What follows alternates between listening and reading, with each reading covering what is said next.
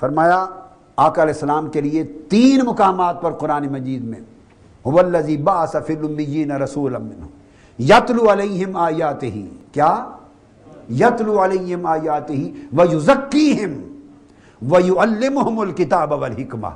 پہلے تزکیہ کرتے ہیں یہ رسول، نفوس کے اندر جو بگاڑ ہے، جو خرابی ہے، جو میل کچیل ہے، جو بغاوت پیدا کرتی ہے، رعونت پیدا کرتی ہے، تکبر پیدا کرتی ہے، یہ وہ تزکیہ ہے جس سے ابلیس خالی تھا، جس سے ابلیس محروم تھا.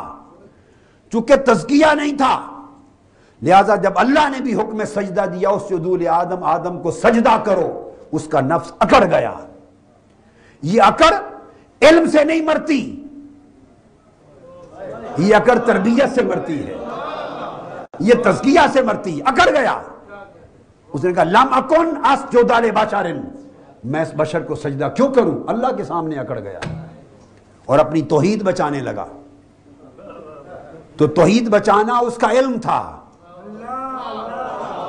توحید بچانا اس کا علم اور عقیدہ تھا. اس نے سمجھا میں بندے کو سجدہ کر دوں تو توحید تو گئی. یہ اس کا علم اور عقیدہ، علم عقیدہ کو کہتے ہیں، یہ اس کا علم و عقیدہ تھا. تو توحید بچا رہا تھا اپنے علم اور عقیدہ سے، اور علم کو ایک طرف پھینک دینا اور امر کے سامنے جھک جانا، یہ ادب ہے. اب 2 سامعین تھے، ابلیس بھی تھا، ملائکہ بھی تھے.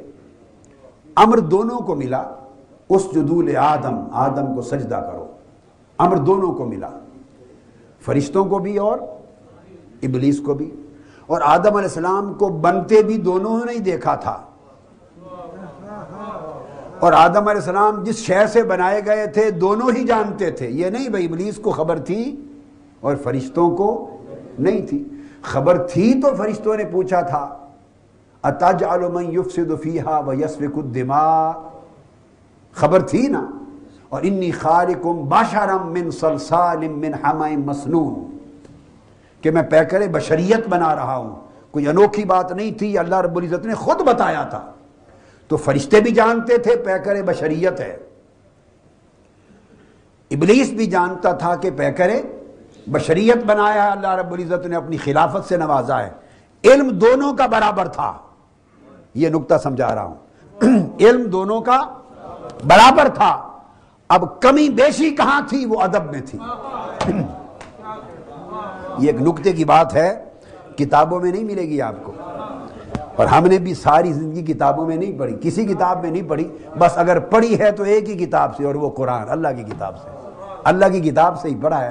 اس کو تمام سامعین، آپ بھی اور لاکھوں کروڑوں لوگ جو سنیں گے آپ کی وساطت سے، اس نقطے کو ذہن میں رکھ لیں.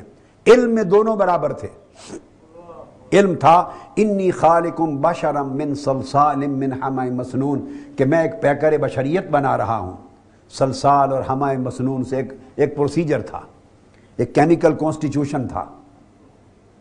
فَإِذَا سَوَّيْتُهُ وَنَفَخْتُ فِيهِ مِن رُوحِي فَقَعُوا لَهُ سَاجِدِينَ.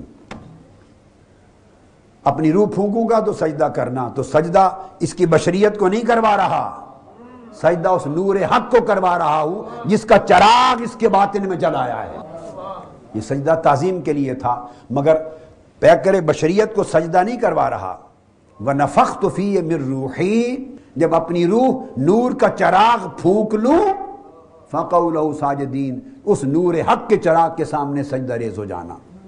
اب علم میں دونوں برابر تھے، ابلیس بھی اور ملائکہ بھی. علم اور عقیدہ سب کو معلوم ہے کہ کیا ہے.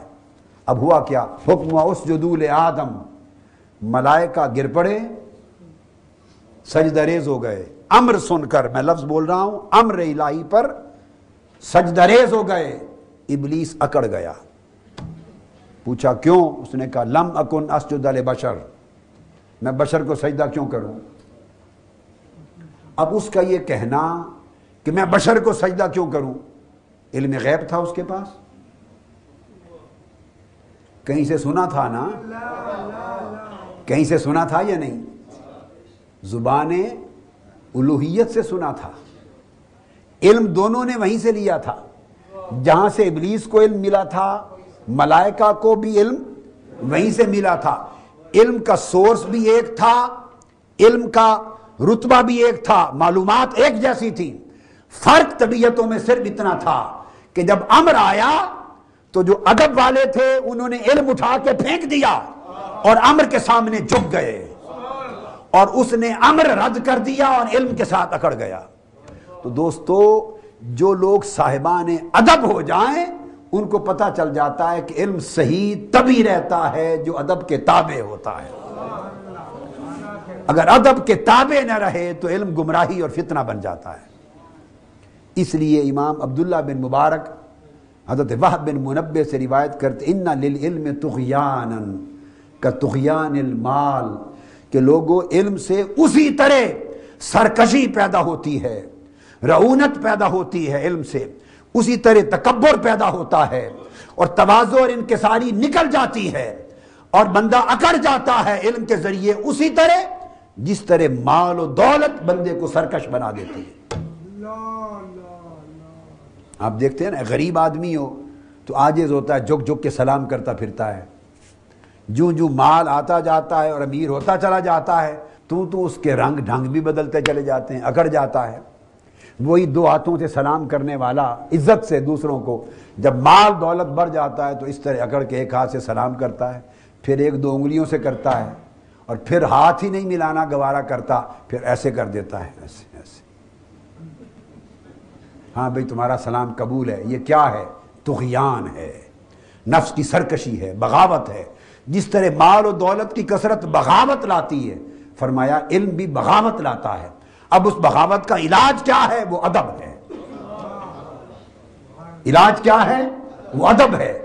ادب کہاں سے آتا ہے؟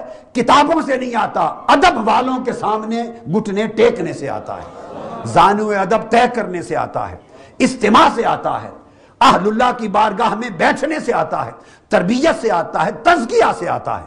اس لیے قرآن جگہ جگہ کہتا ہے یزکیہم ویعلمہم الکتاب والحکمہ، پہلے تزکیہ فرماتے ہیں پھر علم دیتے ہیں۔ تو جب اللہ کے رسول نے ایسا نہیں کیا کہ علم بغیر تزکیہ کے نہیں دیا، تو ہم اگر علم بغیر تزکیہ کے لیے پھریں گے تو طغیان آئے گا، اور اس طغیان سے جب تقریریں ہوں گی تو امت میں فتنہ پیدا ہوگا۔